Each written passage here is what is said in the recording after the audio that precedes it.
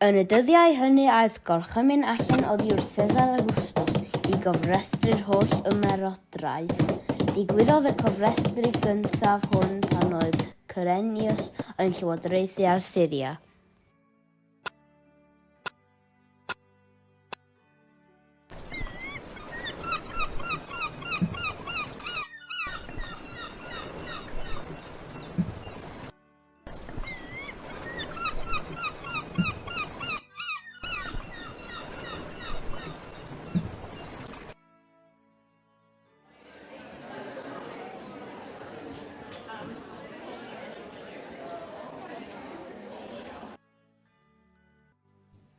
Trwy orchymyn Caesar Augustus, rhaid i bob deulu gael ei gofrestru mwyn ei trethu, pob un yn ei dreth ei hen.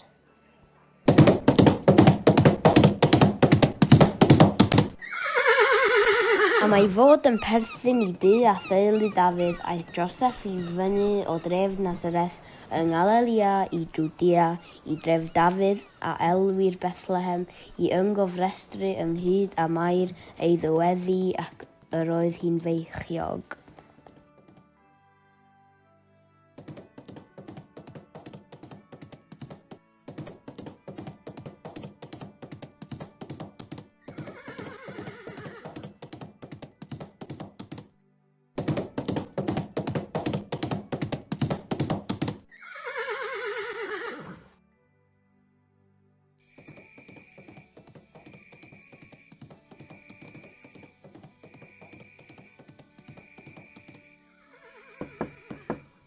Geidwad y llety, mae arnom angen lle i aros.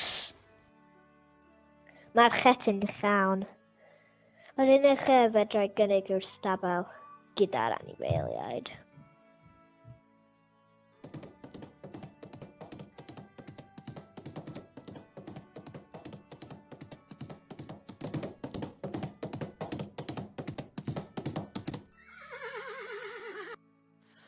Roedd yn tyno cyflawnwyd yr amser i ddiesgor, ac ysgorodd ar y mab cyntaf anedig, a rhwymodd ef mewn dillad baban a'i osod mewn preseb, am nad oedd lle iddynt yn y llety.